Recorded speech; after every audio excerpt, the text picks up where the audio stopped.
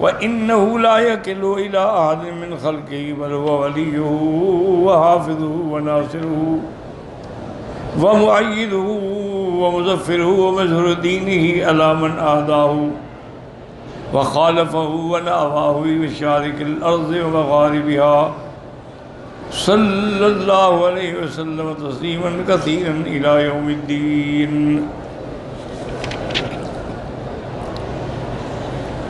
مفسر رحمۃ اللہ علیہ ان آیات کے بارے میں ارشاد فرماتے ہیں،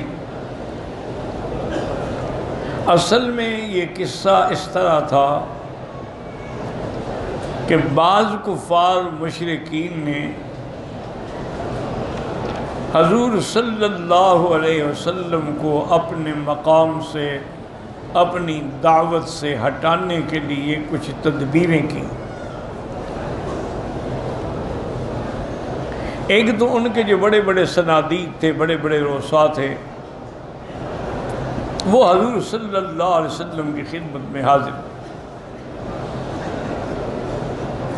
اور ان کا متکلم جو ہے وہ ولید بن المغیرہ تھا۔ یہ کافروں کا بڑا سردار تھا اور بڑا دولت مند تھا۔ مکہ اور طائف کے درمیان اس کی بڑی جائیداد تھی، بڑے باغات تھے۔ اس نے آگے حضور صلی اللہ علیہ وسلم سے عرض کیا کہ حضور میں آپ سے کچھ بات کرنا چاہتا ہوں، اگر اجازت ہو؟ فرمایا بالکل اجازت ہے، میں تو چاہتا ہوں کہ کوئی بات کرے۔ انہوں نے کہا حضور یہ اتنا عرصہ زندگی کا گزر گیا، ہمارے باپ دادا سب گزر گئے، اور آپ کی ولادت کے بعد بھی 40 سال گزر گئے، آپ نے ایسی بات کبھی نہیں کی۔ اب 40 سال کے بعد آپ نے دعویٰ فرمایا ہے کہ میں اللہ کا نبی ہوں، اللہ کا رسول ہوں، اور دعوت ہمیں یہ دی ہے کہ تمام اپنے خداؤں کو چھوڑ دو، صرف ایک خدا کے آگے جھک جاؤ۔ تو یہ تو ایک بڑی عجیب سی بات ہے۔ آخر آپ نے یہ نعرہ جو ہے کیوں بلند کیا؟ اس کی کوئی وجہ ہوگی، آدمی جو ایک نعرہ دیتا ہے قوم کو، اگر تو اس کی وجہ دولت ہے کہ بھی میرا نام ہو جائے گا، میں معروف ہو جاؤں گا اور میرے پاس دولت کے ڈھیر لگ جائے، اگر ایسی بات ہے، آپ جانتے ہیں کہ مکے کا سب سے بڑا امیر آدمی میں ہوں، آپ جتنا مانگتے ہیں مانگے، میں دینے کے لیے تیار ہوں، لیکن ہمارے خداؤں کا نام لینا چھوڑ۔ اور دوسری بات اس نے کہا حضور یہ ہوتی ہے کہ آدمی کوئی نیا نعرہ اس لیے دیتا ہے کہ میں اس علاقے کا بڑا بن جاؤں، سردار بن جاؤں۔ اگر ایسی کوئی بات ہے تو ہم سارے قریش اکٹھے ہو کر آپ کے ہاتھ پہ بیعت کر کے آپ کو بڑا بناتے ہیں، آپ امیر مکہ بن جائیں، ہم سب آپ کے تابع ہوں گے۔ اور تیسری وجہ یہ ہے کہ اگر آپ کا ارادہ ہے کہ میری شہرت ہو جائے، نام ہو جائے، تو میں کسی خوبصورت لڑکی سے شادی کر لوں گا، چونکہ نامور لوگوں کے پیچھے لڑکیاں مرتی ہیں کہ جی یہ جینیس آدمی ہے، اس کا بڑا نام ہے۔ اگر اس لیے آپ نے یہ نعرہ لگایا ہے تو یا محمد صلی اللہ علیہ وسلم، ہم قریش کے خاندان میں سے ایک نہیں 10 لڑکیاں جو ہیں آپ کو بغیر کسی مہر کے، بغیر کسی خرچ کے دینے کے لیے تیار ہیں۔ اور چوتھی بات یہ ہے کہ نعوذ باللہ ثم نعوذ، ہو سکتا ہے آپ پر کسی جن کا اثر ہو کہ بیٹھے بیٹھے جو آپ نے ایک نئی بات کہہ دی ہے، یا کسی جادوگر نے جادو کیا ہو، تو آپ ہمیں اجازت دیں، ہم یہاں بڑے بڑے کاہن ہیں، بڑے بڑے راہب ہیں، بڑے بڑے لوگ موجود ہیں جو علاج جانتے ہیں، ان کو لے آتے ہیں، آپ کا علاج کرواتے ہیں۔ حضور پاک نے ساری باتیں بڑے تحمل سے سنی، برداشت کی، اور اس کے بعد فرمایا کہ ولید دیکھو اب تمہاری بات ختم ہوگی؟ اس نے کہا جی ہاں ختم ہو گئی۔ تو حضور پاک نے سورۃ الغافر کی آیات کی تلاوت کی۔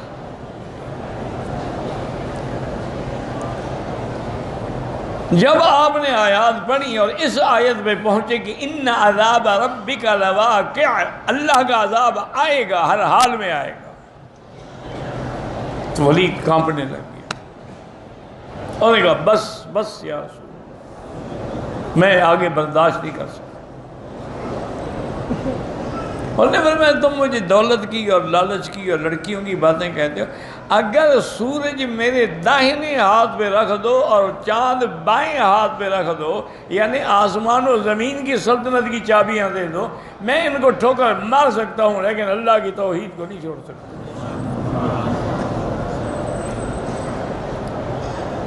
یہ ہے نا توحید، صرف زبانی کلامی تو سب موحد ہیں ماشاءاللہ، قبروں پہ سجدے کرنے والے بھی موحد ہیں، غیر اللہ کی منتیں ماننے والے ان سے پوچھے وہ بھی کہتے ہیں جی ہم بھی مسلمان ہیں، موحد ہیں، کلمہ شریف پڑھتے ہیں۔ بھئی کلمہ شریف پڑھنے کا حکم تو صرف نہیں ہے، جاننے کا حکم ہے کہ فَعْلَمْ أَنَّهُ لَا إِلَٰهَ إِلَّا اللَّهُ، پہلے جانو تو صحیح کلمے کا مقصد کیا ہے۔ تو جب تک تم کسی باطل خداؤں کو نہیں چھوڑو گے، لاکھ دفعہ کلمہ پڑھتے رہو، یہی تو شرک ہے کہ کلمہ بھی پڑھو اور شرک بھی کرو۔ اسی کا نام تو شرک ہے کہ کعبے کا طواف بھی کرو اور قبروں کا بھی کرو۔ اسی کا نام شرک ہے کہ کعبے میں آ کے اولاد اللہ سے مانگو اور وہاں جا کے قبروں سے مانگو۔ شرک اور کیا ہوتا ہے؟ اور میں کیا کہہ رہے ہو تم؟ تو ولید ابن المغیرہ تو بالکل کانپ گیا اور گھر آیا تو سردار مجھے کیا بات ہے؟ انہوں نے کہا جب حضور نے قرآن پڑھا ہے نا، واللہ دیکھیں میں پرانا آدمی ہوں، زندگی گزار گئی، میری اتنی بڑی عمر ہے، میں جانتا ہوں واللہ لیس بشعر ولا بسحر، نہ وہ کوئی شعر ہے نہ جادو ہے، اور مجھے یقین ہے کہ وہ ایسا کلام ہے ان علیہ لتلاوۃ، اور اس کے اوپر ایک بڑی کشش ہے، ایک بڑی رونق ہے، عظمت ہے، وَإِنَّ لَهُ لَحَلَاوَةٌ، اور قرآن میں ایک مٹھاس ہے، محبت ہے جو کھینچتی ہے۔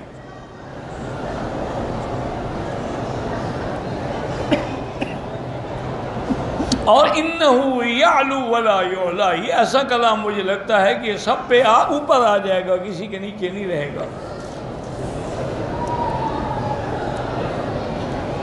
اور میں یہ بھی دعوے سے کہتا ہوں کہ واللہ لیس ھذا من کلام البشر، کسی انسان کا کلام نہیں ہے، یہ اللہ کا کلام ہے۔ لیکن کافروں نے روک دیا، مسلمان نہ ہوا۔ کافروں نے پھر ایک اور چال چلی، انہوں نے کہا اچھا حضور ایسا کرتے ہیں کہ ہم صلح کر لیتے ہیں، کیونکہ بڑا تفرقہ ہو گیا ہے کہ اب باپ تمہارے ساتھ ہے، بیٹا ہمارے ساتھ ہے، بیٹا تمہارے ساتھ ہے، باپ ہمارے ساتھ ہے، میاں بیوی میں جھگڑے ہیں، گھروں میں فساد ہو گئے ہیں، تو اس کا حل ہم نے سوچا ایسا کرتے ہیں 1 سال تک ہم آپ کے خدا کی عبادت کرتے ہیں، خالص اللہ کی، اور 1 سال پھر تم ہمارے بتوں کی مان لو، اس طرح صلح ہو جائے گی۔ اللہ کے پیغمبر نے فرمایا کیا کہہ رہے ہو؟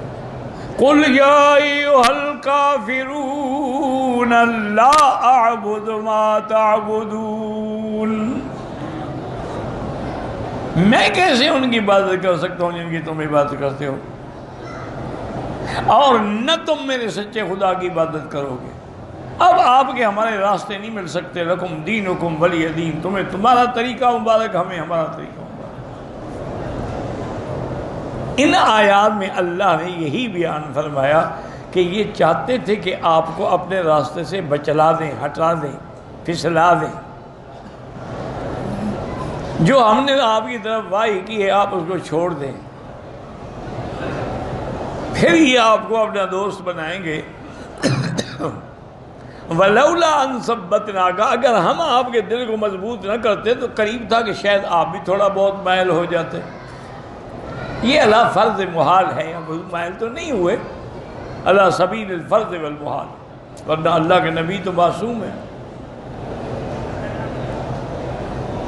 اگر ایسا ہوتا کہ آپ ان کی طرف مائل ہو جاتے تو پھر ہم آپ کو بھی عذاب چکھاتے، دنیا کا بھی اور زندگی کا بھی، اور اگر ہم عذاب دیتے تو آپ کا کوئی مددگار بھی نہ ہوتا۔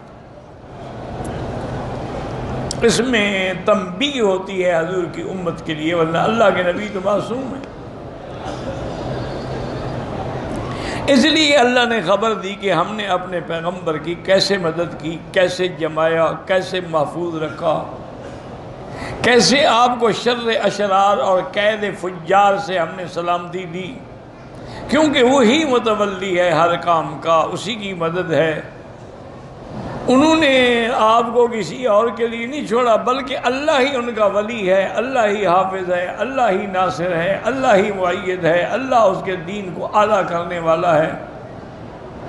اللہ آپ کے دین کو جنہوں نے دشمنی کی ہے، اللہ ان کے اوپر اپنے نبی کے دین کو مشارق و مغارب کے اندر اونچا کر دیں گے۔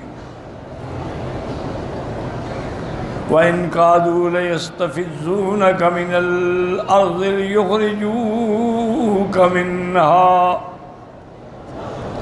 وَإِذًا لَّا يَلْبِثُونَ خِلَافَكَ إِلَّا قَلِيلًا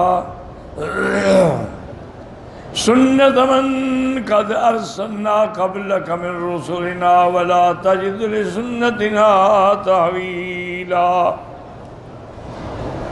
قال انفصل نظرت فی الیہود، یہ آیت یہودیوں کے بارے میں نازل ہوئی۔ اذ اشاروا علی رسول اللہ صلی اللہ علیہ وسلم بسکن الشام بلاد الانبیاء وترک سکن المدینہ، وهذا القول ضعیف لأن هذه الآیت مکیۃ وسکن المدینہ بعد ذلك۔ کہتے ہیں کہ یہودیوں نے مشورہ دیا کہ حضور آپ بجائے یہاں رہنے کے شام کیوں نہیں رہتے جو مادن الانبیاء ہے، تمام انبیاء کا مسکن ہے۔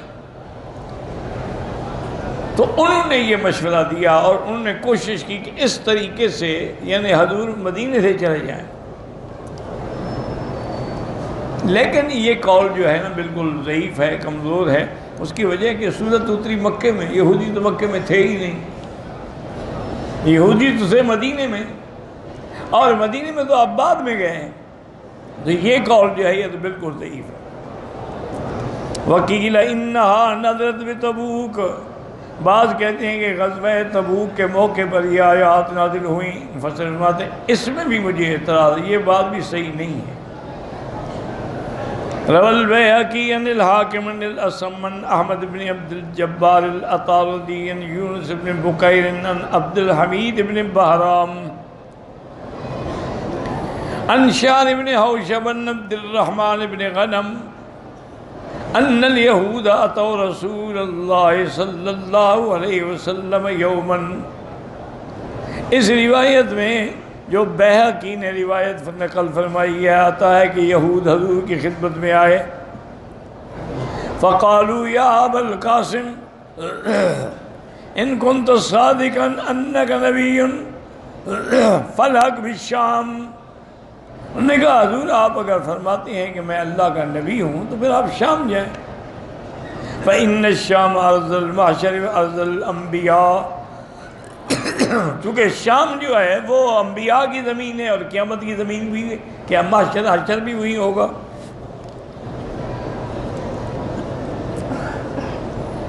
فإن الشام فصادق ما قالوا، مفسر فرماتے ہیں انہوں نے یہ بات تو ٹھیک کی۔ فغزا غزوة تبوک لا يريد الا الشام، یعنی آپ کا ارادہ ہوا۔ فلما بلغ تبوک انزل اللہ علیہا آیات من سورۃ بنی اسرائیل بعد ما ختمت السورہ، تو ابھی آپ راستے میں تھے کہ اللہ نے قرآن کی یہ آیتیں نازل فرمائیں۔ وَإِنْ قَادُوا لَيَسْتَفِزُّونَكَ مِنَ الْأَرْضِ لِيُخْرِجُوكَ مِنْهَا إِلَىٰ قَوْلِهِ تَحْوِيلًا فَأَمَرَهُ اللَّهُ بِالرُّجُوعِ إِلَى الْمَدِينَةِ، اللہ نے حکم دیا حضور آپ مدینے جائیں، شام نہیں۔ وَقَالَ فِيهَا مَحْيَاكَ وَمَمَاتَكَ وَمِنْهَا تُبْعَثُ، آپ کی زندگی اور موت اب مدینے میں ہوگی اور آپ مدینہ منورہ کی سرزمین سے قیامت میں اٹھیں گے۔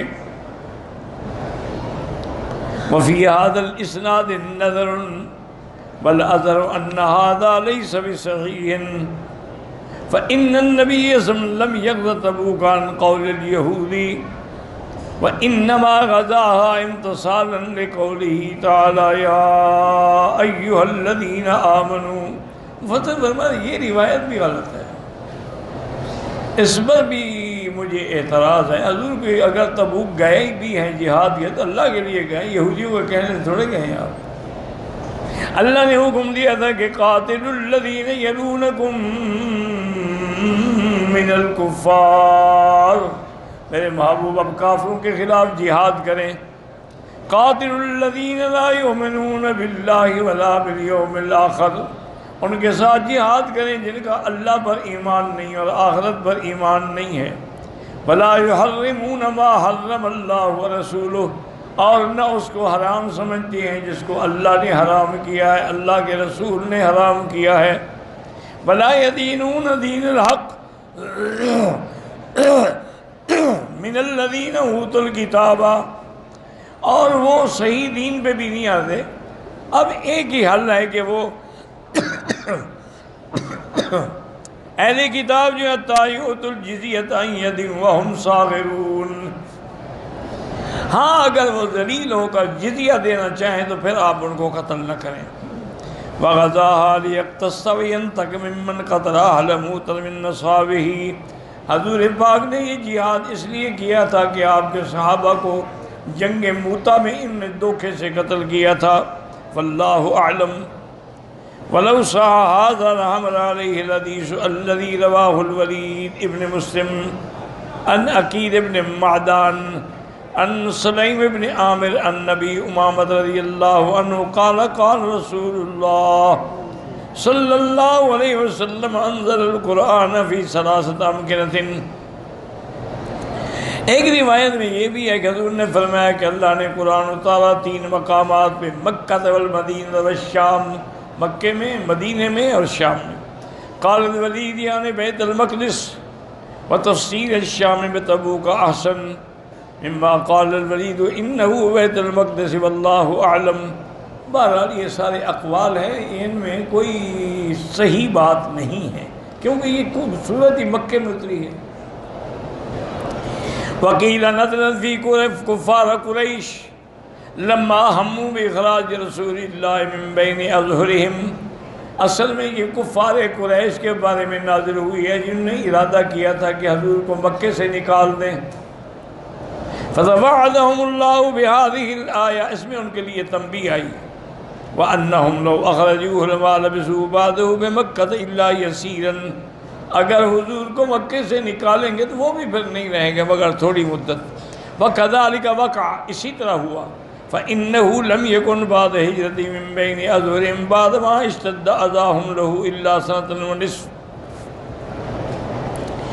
آپ نے جب ہجرت فرمائی اس کے بعد کوئی تقریباً 1.5 سال ہی گزرا تھا کہ اللہ نے ان سب کو جمعہم اللہ ایاہ ببدر، جنگ بدر کا بھی یاد ہو گیا، حالانکہ وہ کوئی پروگرام بھی نہیں تھا۔ فَأَمْكَنَهُ مِنْهُمْ وَسَلَّطَهُ عَلَيْهِمْ وَأَظْفَرَهُ بِهِمْ، اللہ نے آپ کو اس پہ مسلط کیا، کافروں پہ مدد کی، فتح دی۔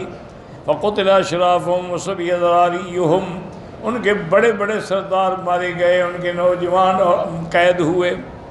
وَلِهَذَا قَالَ تَعَالَى سُنَّةَ مَنْ قَدْ أَرْسَلْنَا قَبْلَكَ مِنْ رُسُلِنَا أَيْ هَكَذَا عَادَتْنَا فِي الَّذِينَ كَفَرُوا بِرُسُلِنَا وَأَخَذُوهُمْ بِخُرُوجِ الرَّسُولِ مِنْ بَيْنِ أَيْدِي أَظْهُرِهِمْ يَأْتِيهِمُ الْعَذَابُ۔ اللہ اسی طرح ہماری یہ سنت اللہ ہے کہ جو ہمارے انبیاء کو نکالتے ہیں پھر ان پر عذاب آ جاتا ہے۔ وَلَوْلَا أَنَّهُ صَلَّى اللَّهُ تَعَالَى عَلَيْهِ وَسَلَّمَ رَسُولَ الرَّحْمَةِ لَجَاءَهُم مِّنَ النِّقَمِ فِي الدُّنْيَا مَا لَا قِبْلَ لِأَحَدٍ بِهِ اصل تو حضور چونکہ رسول رحمت ہیں، اس وجہ سے پھر بھی دنیا میں کافر بچ گئے، ورنہ تو ایسا عذاب آتا کہ ان کا بیج بھی نہ بچتا۔ وَلِهَذَا قَالَ تَعَالَى وَمَا كَانَ اللَّهُ لِيُعَذِّبَهُمْ وَأَنْتَ فِيهِمْ، اللہ ان پہ کیسے عذاب نازل کریں آپ جو ان کے اندر موجود ہیں، آپ جب جائیں گے تو پھر ہم ان کو عذاب دیں گے۔ واللہ اعلم۔